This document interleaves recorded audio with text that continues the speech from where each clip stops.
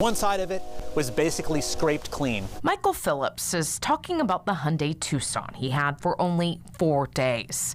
Last year, he told WREG investigators some kids stole his vehicle while he was sleeping. Police caught them hours later, just blocks from his Midtown home. They already had 2 Hyundais, and then they bailed out of the car in the midst of all of that, and it continued driving through a yard and into a fence next to a house.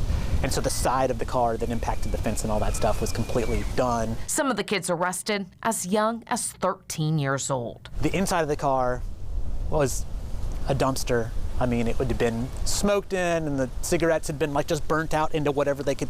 It was close, I guess. From there, it didn't get any better. Phillips reached out to us again to let us know the frustrating aftermath that took months to sort out and left him paying an extra $2,000 that insurance didn't cover. Because it got stolen so quickly after we had recovered it, we never got a title, we never got any of that stuff, and so there was a big kerfuffle. Since 2020, the number of Hyundai and Kias reported stolen nationwide spiked more than 1,000%.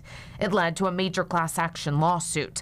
Plaintiffs stating the car manufacturers failed to install an immobilizer, which is a common anti-theft device in modern cars. They claim it left key start vehicles from 2011 through 2022 vulnerable, igniting rampant theft and damage. Social media made it worse as people continued to share videos of just how easy it was to steal the cars. Get this, in the past 2 years, Memphis police reported 22,000 vehicles stolen.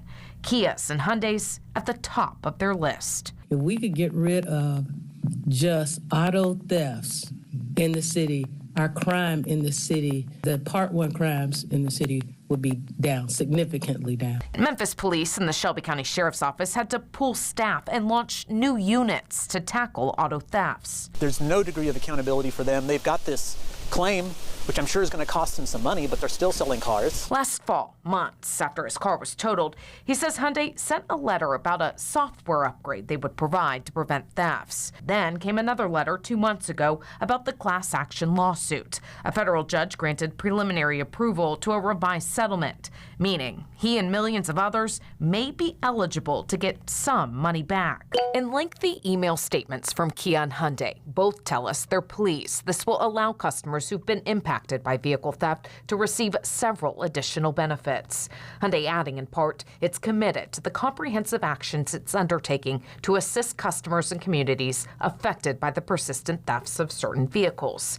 It's responded with wide-ranging initiatives to enhance the security, like free software upgrades to prevent the theft mode popularized on social media.